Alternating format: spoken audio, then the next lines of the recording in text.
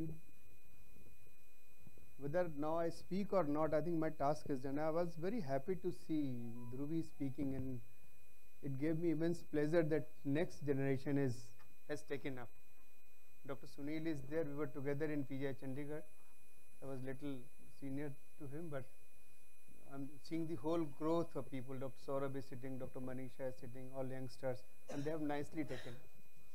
So I'm very happy. I think this finishes my talk probably.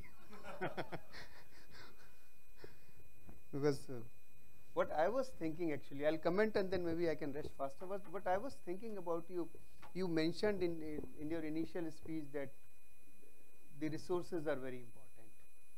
The insulin availability is important. But I was differing with you. And that you completed in the last, that the best thing is education. Because people stop medicines and they ask, stop medicine, they ask, sir, पैसा नहीं था. मैं कहा कपड़े पहनने बंद कर दिए थे. We put clothes even to dead ones. खाना खाना बंद कर दिए. And they, so you've done the task. Let us rush fast because Dr. Sunil has done a great job. And I liked where you are walking, taking care of your.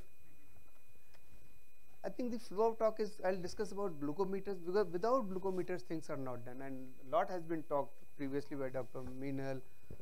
Now only one word about glucometer, I'll say that the monitoring should be structured. Then there is a sensor related glucose monitoring. He spoke in length, Dr. Sunil.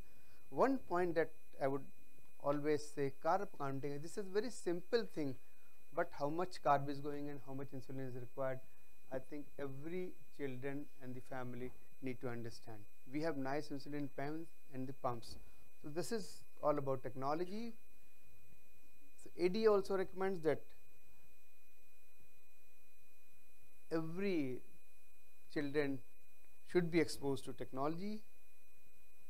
The glucometers, if you look at the history, before 1980 we were using sugars, and now it has reduced from minutes to seconds, the report comes, the drop to droplets, and we can also do the time and range type of thing with glucometers. So these are many good things. Now the question, I think we have all experts, I can rest. CGM first or pump first? What is the, we have two experts, Dr. First the younger one, Saurabh. Pump first. Pump first, I think all. Dr. Sunil?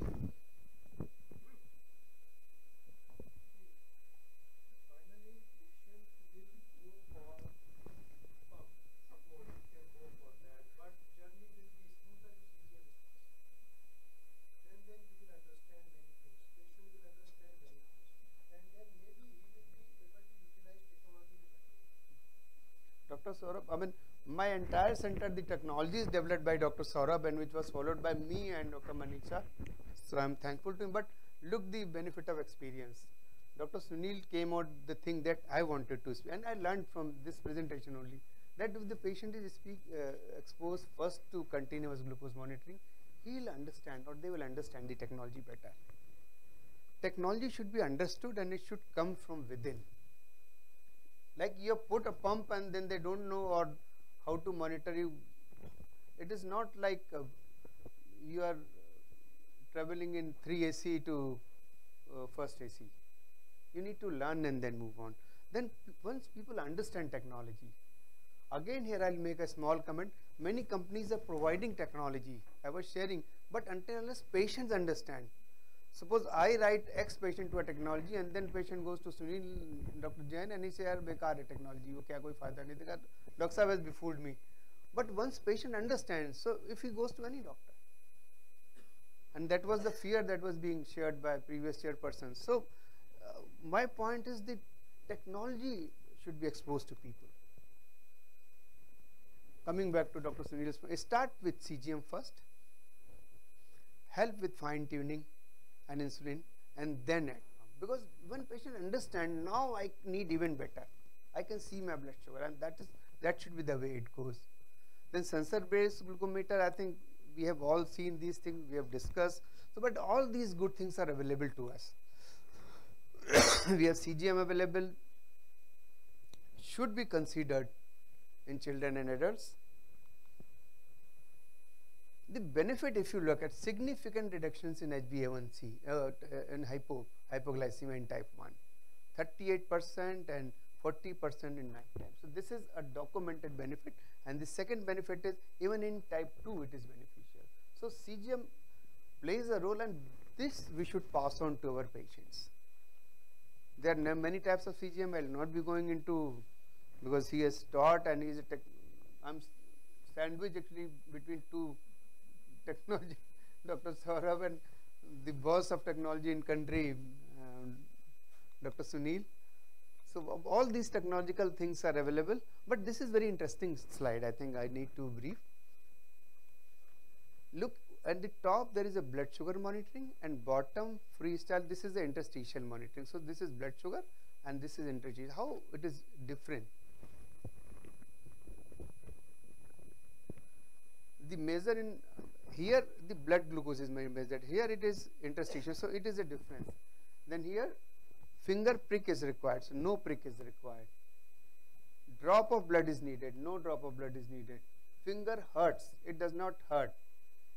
Each reading represents one moment. You very nicely explained. I really loved the way you explained. One value does not carry, if it is going up or down, it carries a meaning. Nighttime testing, you can't do it. Time consuming. So there are many flaws with blood sugar versus interstitial. CGM decreases the need for blood glucose checks. Calibration we have already discussed. Need, and there is approval for pregnancy dialysis. People are using, I think. So what is most important is diabetes educators' role.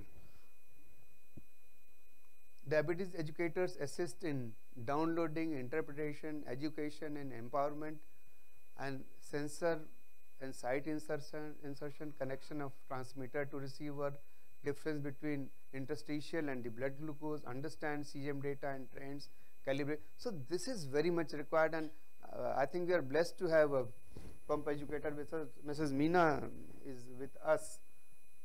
She has been explaining, and to tell you that doctor cannot do many things, patients are afraid of doctor, and that is, once I ask everything, ये बहुत महंगा है, doctor साहब ने बेवकूफ़ बना दिया, क्यों हमको फंसा दिया. Once they understand, no, it's not.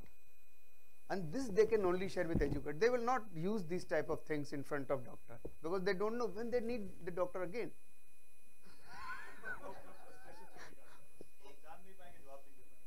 Policemen, lawyers and doctors, people avoid fighting by and large. So all of us should have educator, and she's the, I think, only pump educator in entire Uttar Pradesh. So we are blessed to have people like her, and Saurabh has helped her and brought her here. So we have flash monitoring, we have Dexcom. Dexcom, many things about Dexcom is very good. MARD word Dr. Jain has very nicely used. This is very close to near normal, but very expensive. I think 10,000 for a week or so. So there are many things. Medtronic Guardian is also available. This is also interesting. You can see live blood sugars. This I put once with me, because I was supposed to speak. Then I put once, and it works. It is very nice. And at that point I realized the question came, what is normal blood sugar? After 30 minutes, what is normal blood sugar? After 45 minutes, what is normal? And there is no algorithm available, Dr. Jain. I think you are a technological man. I asked Dr. Saurabh, what is normal blood sugar? So this is very interesting thing.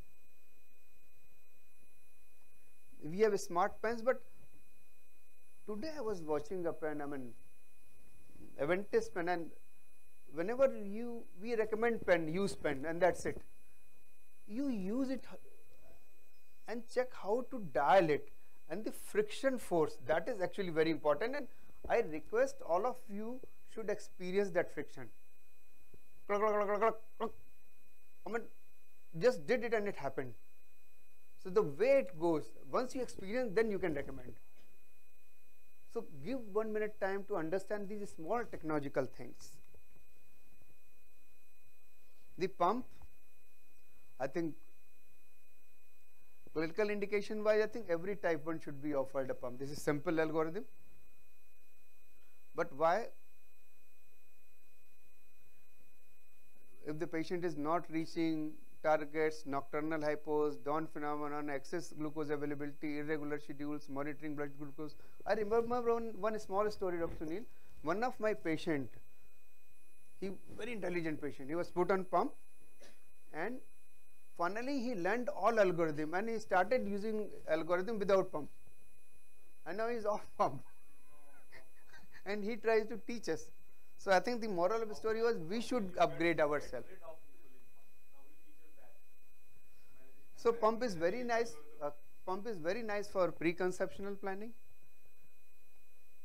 especially frequent hypos, hyper, extreme insulin sensitivity, needle aversion.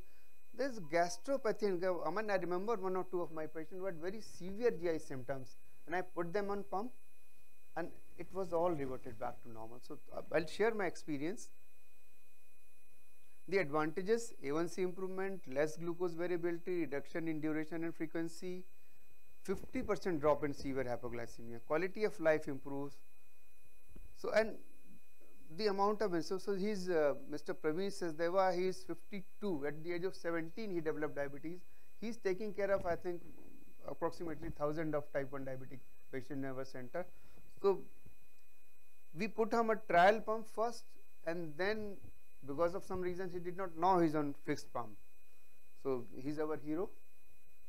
I mean, he's 32 years of diabetes. His daughter got married. So at that level, 32 years moving high. The realistic expectations of pump: it is tool, not a cure. More freedom, but still you cannot graze.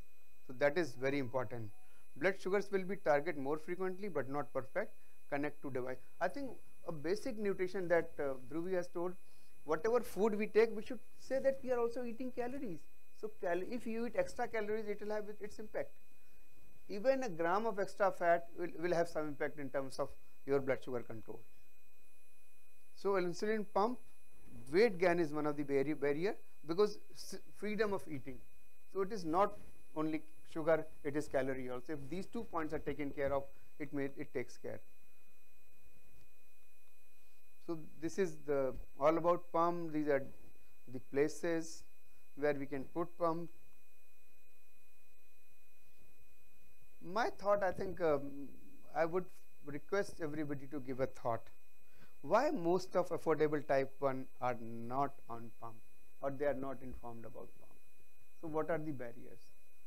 Because I think one reason is very clear, that possibly we don't brief them. We don't make them understand technology, so that technology comes from within. Because once they use pump, they are like non-diabetic if they are using it intelligently. So this is the key. I think if everybody learns this, my task is done. Rest of the task my younger colleagues have done. I'm really proud to all of you. There are different technology things. We have fixed pump and fixed basal and bolus systems are available. The Omnipod pump, the patch pump. So many things are available.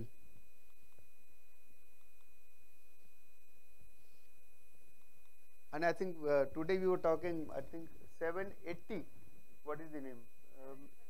780G. So this is totally the pump which has full algorithm to handle closed loop pump, and it can make anybody's life like a non-diabetic. But again, the weight gain part will always be there because you can always up or lower titrate. So different types of pumps are available. Dr. Manisha had a meeting. Dr. Saurabh also came. So this is the glimpse of that meeting. Every person with type 1 diabetes pump should be offered.